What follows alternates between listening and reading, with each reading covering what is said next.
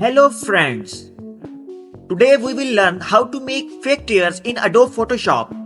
First of all, make a duplicate this layer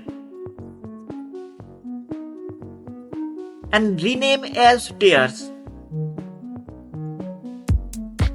Select tears from another image. You can use any selection tools, but I am using lasso tool.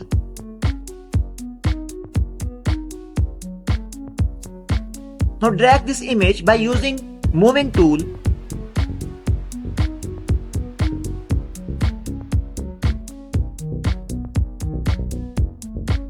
Now make a duplicate of this layer and adjust the other side.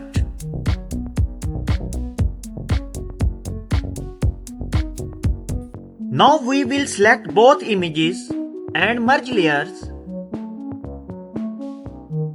Select both layers, go to the edit and select auto blended layers option.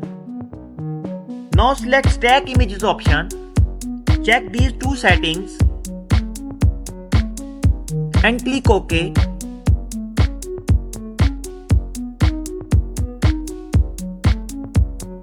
Thanks for watching.